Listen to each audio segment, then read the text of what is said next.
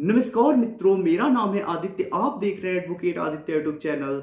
Hindu marriage act section 9 यानी हिंदू विवाह अधिनियम की धारा 9, जिसका मुख्य उद्देश्य जो होता है वो घर को बसाना होता है। अगर आपका साथी बिना किसी उचित कारण के आपसे अलग रह रहा होता है और ऐसी स्थिति में न्यायालय में आप सेक्शन 9 का केस लगाती हैं और ऐसे में न्यायालय ये पाता है कि आपका जो साथी है वो वास्तव में बिना उचित कारण के आपसे अलग रह रहा है, तो ऐसी स्थिति में न्यायालय आपके साथी को आदेश करता है कि वो आके आपके साथ रहे, यानी वैवाहिक अधिकारों की पुनर्स्थापना हो जाए। तो सेक्शन 9 का जो मेन उद्देश्य होता है वो घर को बसाना होता है, वैवाहिक अधिकारों की पुनर्स्थापना होता है। और जो सेक्शन 9 का केस किया जाता है वो सबसे ज्यादा पतियों के द्वारा किया जाता है, अपनी पत्नी को अपने साथ रहने को बुलाने के लिए। लेकिन कभी कभी ऐसा हो जाता है कि पति के द्वारा जब सेक्शन 9 का केस कर दिया जाता है तो ऐसी स्थिति में जो सेक्शन 9 का केस होता है वो पति के लिए खतरा उत्पन्न कर देता है, यानी कि परिस्थितियों में जब पति के द्वारा सेक्शन 9 का केस लगा दिया जाता है तो यही सेक्शन 9 का केस पति के लिए एक नासूर बन जाता है और जो पति को विभिन्न प्रकार के मुकदमों में फंसा देता है। फिर पत्नी के द्वारा 498A DV एक्ट 125 CRPC ऐसे बहुत प्रकार के केस लगा दिए जाते हैं। तो कभी कभी ऐसी भी परिस्थिति आ जाती है जहां पे सेक्शन 9 कर देने की वजह से पति मुश्किल में पड़ जाता है और पति के लिए दिक्कतें खड़ी हो जाती है। यहां तक की नौबत आ जाती है कि सेक्शन 9 का केस कर देने की वजह से उधर से जब केस होता है तो पति को जेल तक जाना पड़ जाता है। तो ऐसी स्थिति में पति को बच के रहना चाहिए और आज मैं आपको वही स्थिति बताने वाला हूं। जो भी चीजें मैं आपको बताऊंगा वो बिल्कुल प्रैक्टिकली बताऊंगा कि सेक्शन 9 का केस आपको कब करना चाहिए और गलत समय पे अगर आप सेक्शन 9 का केस कर देती हैं तो ऐसी स्थिति में आपके लिए क्या दिक्कत आ सकती है। तो ये सारी चीजें आपको समझने को मिलेगी आज के इस वीडियो के माध्यम से। तो चलिए वीडियो को शुरू करते हैं।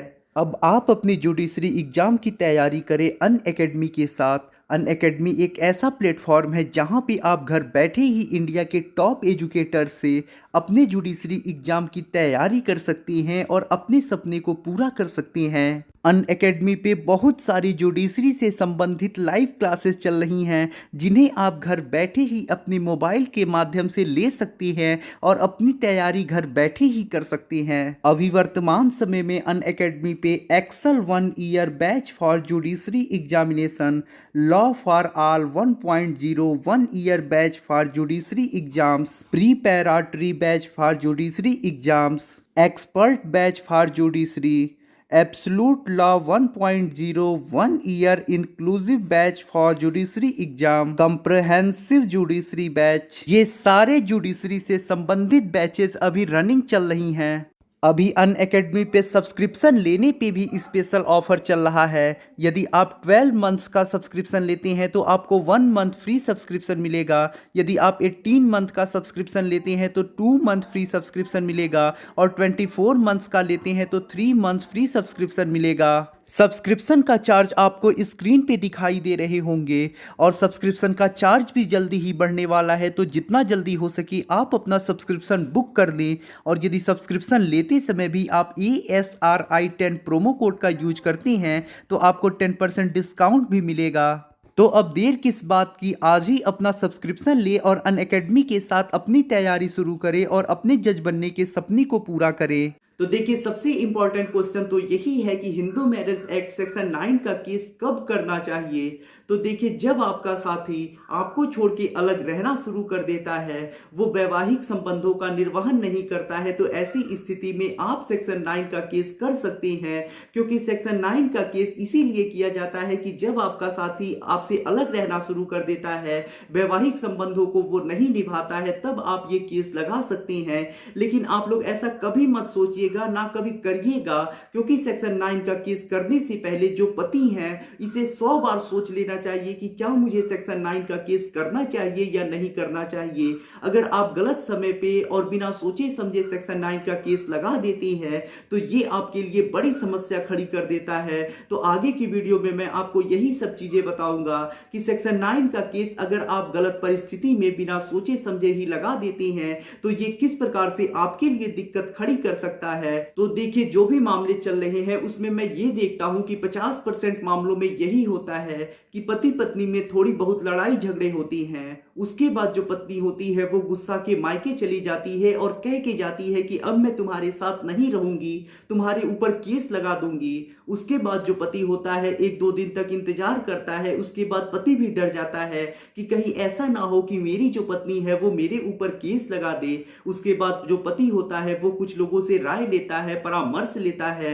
उसके बाद कुछ लोग उसे राय भी दे देते हैं कि तुम ऐसा करो, अपने बचाव में सेक्शन 9 का केस लगा दो। अगर तुम हिंदू मैरिज एक्ट के सेक्शन 9 का केस लगा देते हो तो ऐसे में तुम्हारा बचाव होगा। तुम्हारी पत्नी अगर केस करती है तो वो केस नहीं कर पाएगी, तुम्हारा बहुत बड़ा बचाव हो जाएगा, तुम किसी समस्या में नहीं फंसोगे, तुम्हारे ऊपर एफआईआर नहीं होगा। इस प्रकार के बहुत सारे लोग बहुत सारे राय दे देते हैं और इसी में जो पति होता है वो मिसगाइड हो जाता है। उसके बाद जाके कोर्ट में हिंदू मैरिज एक्ट के सेक्शन 9 का केस लगा देता है। जब पत्नी को ये नोटिस पहुंचता है सेक्शन 9 का, उसके बाद अब पत्नी भी आग बबूला हो जाती है, उसके माता पिता भी आग बबूला हो जाती है, क्योंकि कोई व्यक्ति नहीं चाहता है कि कोर्ट का नोटिस उसके पास जाए। अब पत्नी को भी नहीं पता होता है, उसके घर वालों को भी नहीं पता होता है कि ये कौन सा केस है, क्यों किया गया है। उसके बाद जब घर वाले भी कोर्ट में जाते हैं, पता लगाते हैं, तो उन्हें ये पता लगता है कि अरे मेरे दामाद ने या फिर मेरे पति ने तो मुकदमा कर दिया है। अगर मैं इस मुकदमे का जवाब नहीं देती हूँ, इस मुकदमे में उचित कारण नहीं बताती हूँ, तो ऐसे में मेरा पति मुझसे डिवोर्स ले लेगा, मुझे भरण पोषण नहीं देगा, उसके बाद वो आजाद हो जाएगा, मैं ऐसे ही परेशान हुआ करूंगी। उसके बाद जो पत्नी भी होती है वो कुछ लोगों से परामर्श लेती है, तो कुछ लोग उसे परामर्श भी दे देते हैं कि तुम ऐसा करो कि तुम भी अपने पति के ऊपर केस कर दो। अब पत्नी को नहीं पता होता है कि कौन सा केस करना है। उसके बाद पत्नी भी क्या करती है कि इसमें हामी भर देती है, उसके घर वाले भी हामी भर देती हैं, क्योंकि इतना लॉ का नॉलेज किसी को नहीं होता है। सब लोग सोचते हैं कि चलो मुकदमा कर ही देते हैं। तो उसके बाद पत्नी विभिन्न आरोप लगाती है। अब ऐसा नहीं है कि वास्तव में वो आरोप पत्नी के द्वारा ही लगाए गए होती है। कुछ ऐसी महानुभाव लोग होते हैं, मैं नहीं कहना चाहता हूं कि वो कौन लोग होते हैं, वही लोग ये आरोप लगाते हैं, अपने मन से मनगढ़ंत कहानियां बनाते हैं। उसके बाद पत्नी पक्ष के द्वारा वो मुकदमा कर दिया जाता है। बहुत सारे ऐसे आरोप लगाए जाते हैं जो मनगढ़ंत होते हैं। पत्नी को पता भी नहीं होता है कि ये आरोप लगाने से क्या होगे, कौन कौन सी धाराएं बनेंगी। लेकिन कुछ लोग ऐसे होते हैं जो ये आरोप लगवा के उसके बाद मुकदमा करा देते हैं। उसके बाद जो पति पत्नी का घर होता है वो टूटने की कगार पे आता है, क्योंकि जो पति होता है वो भी बेवजह ही और मिसगाइड होके मुकदमा लगा दिया होता है, जो पत्नी होती है वो भी मिसगाइड होके मुकदमा लगा दी होती है। दोनों को ये चीजें नहीं पता होती है कि वास्तव में वो क्या कर रही हैं, उन्हें मुकदमा लगाना चाहिए या नहीं लगाना चाहिए। अब देखिए, आपने सेक्शन 9 का केस किया, आपको नहीं पता था कि सेक्शन 9 करने से आपके लिए क्या दिक्कत खड़ी हो सकती है। आपने ये सोचा कि अगर मैं सेक्शन 9 का केस कर दूंगा तो मेरा बचाव होगा। लेकिन आप खुद देखिए कि आपके द्वारा सेक्शन 9 का केस कर दिए जाने के बाद पत्नी पक्ष के द्वारा भी आपके ऊपर मुकदमा लगा ही दिया गया, आपका कोई बचाव नहीं हो पाया, सिर्फ कुछ लोगों का फायदा ही हुआ। तो देखिए, सबसे पहले तो मैं आपको यहाँ पे यही चीज समझा देना चाहता हूं कि आप अगर ऐसा सोच रहे होंगे कि सेक्शन 9 का केस आप पत्नी के केस करने के पहले ही कर देती हैं तो आपका कोई बचाव हो जाएगा, पत्नी केस करेगी तो वो नहीं कर पाएगी, तो सबसे पहली चीज तो आप ये समझ जाइए कि ये आपकी गलतफहमी है, ऐसा नहीं होता है। तो देखिए, आपने जो सेक्शन 9 का केस किया, आपको नहीं पता था कि करना चाहिए या नहीं करना चाहिए, आपने नहीं सोचा समझा, आप लोगों ने कुछ लोगों से राय लिया, उसके बाद आपने फटाक से कोर्ट में मुकदमा कर दिया। और कोर्ट में मुकदमा जब होता है और सामने वाली पार्टी जिसके ऊपर हम मुकदमा किए होते हैं, जब उसके पास इस चीज का नोटिस जाता है तो वो आदमी वैसे ही डर जाता है, क्योंकि जैसा मैंने आपको बताया, सबको लॉ की नॉलेज नहीं होती है, सब लोग नहीं समझते हैं कि क्या करना चाहिए क्या नहीं करना चाहिए। जब आपके सेक्शन 9 का नोटिस पत्नी को मिलता है, उसके बाद वो यही समझती है कि अरे मेरे पति ने तो मुकदमा कर दिया, अब मुझे भी मुकदमा करना चाहिए। और उसे नहीं पता होता है कि कौन कौन सा मुकदमा करना चाहिए, क्या करने चाहिए, सिर्फ वो राय लेती है और कुछ महानुभाव लोग उसे राय भी दे देते हैं और करवा भी देते हैं। उसके बाद पति पत्नी दोनों परेशान होते हैं, दोनों मुकदमेबाजी के चक्कर में पड़ जाते हैं। तो यही सबसे बड़ी समस्या होती है। अब आज के वर्तमान समय में आप देख रहे होंगे कि 354 आईपीसी भी लग रही है, 377 आईपीसी भी लग रही है, तो ये और बड़ी समस्या बन चुकी है। तो पति के लिए यहाँ पे और भी ज्यादा दिक्कत खड़ी हो जाती है। अब आप सोचिए कि आपके ऊपर मुकदमा क्यों हुआ, आपने सिर्फ सेक्शन 9 का केस बिना सोचे समझे कर दिया, इसी की वजह से आपके ऊपर मुकदमा हुआ। आपने शायद अगर उसी समय एक दो बार प्रयास किया होता, मीडिएशन कराया होता, अपने घर वालों को उसके घर वालों को बैठा के समझाया होता, दोनों लोगों ने बात विमर्श किया होता, उसके बाद जो भी चीजें निष्कर्ष निकलती, उसके बाद यदि कुछ नहीं हो पाता, तब आप लोगों ने अगर कोर्ट में जाने का सोचा होता, तब मैं कहता कि हाँ ये चीज आपने सही किया। लेकिन आप तो पहले ही डर गए। आप ये चीज सोचने लगे कि पत्नी केस कर देगी तो मैं जेल चला जाऊंगा, मैं परेशान हूंगा, तो उससे अच्छा है कि पत्नी के ऊपर पहले ही मुकदमा लगा देता हूं। तो आपको ऐसा कभी नहीं करना चाहिए। तो देखिए, इन परिस्थितियों में जहां पे ऐसा मामला हो जाता है, आपकी पत्नी गुस्सा के चली जाती है, कह के जाती है कि मैं अब तुम्हारे ऊपर केस करूंगी, तो सबसे पहले तो आपको परामर्श लेनी है अच्छे लोगों से जो आपको सही गाइडलाइंस दे सके। उसके बाद आपको और आपकी पत्नी को, दोनों के घर वालों को बैठ के बातचीत करनी है। आपको ही प्रयास करना है, यानी पति को ही प्रयास करना है कि आप दोनों लोग मिल बैठ के प्रयास करें, बातचीत करें, पंचायत कराएं, और जो भी निष्कर्ष निकले उसके बाद कोई आगे का कदम उठाएं। तो देखिए, मैट्रिमोनियल केस में कोर्ट भी कुछ नहीं करता है। अगर आप ऐसा सोच रहे होंगे कि पारिवारिक मामलों में कोर्ट भी कुछ कर देगा, सजा हो जाएगी या फिर कुछ ऐसा ही हो जाएगा, तो ऐसा कुछ नहीं होता है जल्दी। अगर मान लीजिए लोअर कोर्ट से सजा भी हो जाती है, तो ऐसे में जो केस होता है वो सेशन कोर्ट में चला जाता है, हाई कोर्ट चला जाता है, सुप्रीम कोर्ट चला जाता है। इतने में तो आपकी जिंदगी समाप्त हो जाएगी। तो देखिए, अगर आपकी पत्नी ऐसी ही स्थिति में गुस्सा के चली जाती है, वो कहती है कि मैं केस कर दूंगी, तो आपको सबसे पहले तो डरना नहीं है। सबसे पहले तो अपने घर वालों को, उसके घर वालों को बैठाना है, मिलजुल के बातचीत करनी है, उसके बाद ही कोई कदम उठाना है। कभी भी आपको ऐसे डर के, मिसगाइड होकर सेक्शन 9 का केस नहीं लगा देना है। जो मैंने एग्जाम्पल आपको दिया, आज 50% केसों में यही हो रही है। पत्नी जो होती है वो डर जाती है जब पति के सेक्शन 9 का जो केस होता है उसका नोटिस जाता है, उसके बाद वो भी मिसगाइड हो जाती है, नहीं समझ पाती है कि मुझे क्या करना है, और इस वजह से उसके द्वारा भी विभिन्न प्रकार के केस लगा दिए जाते हैं। तो ऐसे में पति को ये सारी चीजें सोच समझ के करनी है। अगर आप बिना सोचे समझे सेक्शन 9 का केस लगा देते हैं, तो अगर आप ये सोच रहे हैं कि सेक्शन 9 आपको बचा लेगा, तो ऐसा नहीं है। सेक्शन 9 आपको बचाएगा नहीं, बल्कि और ज्यादा मुसीबत में डाल देगा। और जो लोग आपसे ऐसा कह रहे हैं कि सेक्शन 9 कर देने से तुम बच जाओगे, तुम्हारे ऊपर कोई दिक्कत नहीं आएगी, पत्नी केस करेगी तो कोई दिक्कत नहीं आएगी, केस उसका नहीं हो पाएगा, तो ऐसे लोगों से तो आपको सबसे पहले किनारे हो जाना है, क्योंकि वो लोग आपको मिसगाइड कर रहे हैं, वो आपको गलत जानकारी दे रहे हैं। सेक्शन 9 का केस कर देने से ऐसा नहीं है कि आपकी पत्नी आपके ऊपर केस नहीं कर पाएगी, वो मुकदमा दर्ज कराने जाएगी तो मुकदमा ही उसका नहीं दर्ज होगा। ये सारी चीजें मिथ हैं, यानी गलत हैं, और इन सब चक्करों में आपको नहीं पड़ना है। शायद अब आप समझ चुके होंगे कि अगर आप गलत टाइम पे बिना सोचे समझे मिसगाइड होकर सेक्शन 9 का केस लगा देती हैं तो क्या दिक्कत आ जाती है। अब आपको सेक्शन 9 का केस कब करना चाहिए मैं वो भी समझा देता हूं।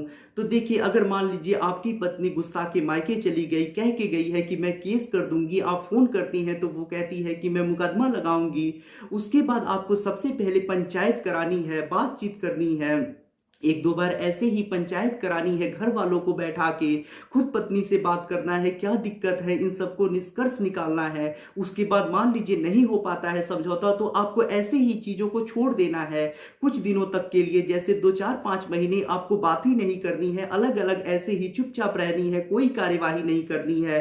क्योंकि जब दो लोग अलग अलग रहने लगते हैं तो कुछ दिनों में दिमाग ठंडा हो जाता है, सारी गलतफहमियां निकल जाती हैं, फिर हो सकता है कि घर बस जाए। उसके बाद फिर आपको दोबारा प्रयास करना है 5-6 महीनों के बाद, ऐसे ही आपको फिर से पंचायत करानी है। और ये मेरा दावा है कि 70% ऐसा चांस है कि ऐसा हो सकता है कि अब आपका घर बस जाए। तो बताइए, अगर आपका घर बस जाता है, आप बेवजह के मुकदमों के चक्कर में पड़ने से बच जाते हैं, तो अब इससे बड़ी क्या बात हो सकती है। तो सबसे पहले तो आपको भरपूर प्रयास करना है कि जो आपका घर है वो टूटने से बच जाए। अगर ऐसा नहीं हो पाता है, आप सारे प्रयास कर देते हैं, इस इससे कोई फल नहीं मिलता है, कोई निष्कर्ष नहीं निकलता है, तब जाके आपको कोर्ट में जाना है और कोर्ट में मुकदमा लगाना है। अगर आप बिना सोचे समझे, बिना कोई प्रयास किए ही, बिना पंचायत कराए ही, बिना बात किए ही ऐसे ही सेक्शन 9 का केस लगा देते हैं मिसगाइड होके, तो दिक्कत में पड़ सकती हैं। यही चीज आपके लिए दिक्कत खड़ी कर सकती है। तो कभी भी आपको सेक्शन 9 का केस सोच समझ के लगाना है। सारे लोगों की सारी परिस्थितियां अलग अलग होती हैं, यानी जितने भी केसेस होते हैं अलग अलग परिस्थितियां होती हैं। तो स्वयं आपको आकलन करना है कि मेरी परिस्थिति कैसी है, क्या मुझे कोर्ट जाना चाहिए या नहीं जाना चाहिए, केस लगाना चाहिए या नहीं लगाना चाहिए। जब आप भरपूर प्रयास कर ले, प्रयास से कोई फल ना निकले, उसके बाद ही आपको सेक्शन 9 का केस लगाना है, कोर्ट के चक्कर लगाने हैं, कोर्ट में जाना है। अन्यथा आपको पहले भरपूर प्रयास करना है कि पंचायत स्तर पे ही बातचीत करके ही मामला शांत हो जाए।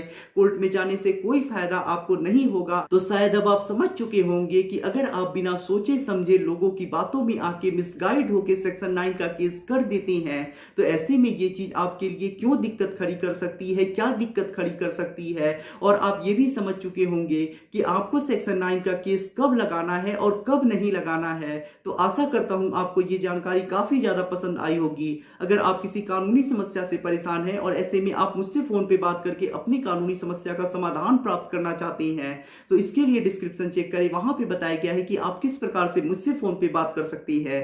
अगर आपको वीडियो पसंद आया हो तो वीडियो को लाइक करें, अपने दोस्तों के साथ शेयर करें, और यदि आप चैनल पे नए हैं तो चैनल को सब्सक्राइब करके बेल आइकन को दबाएं।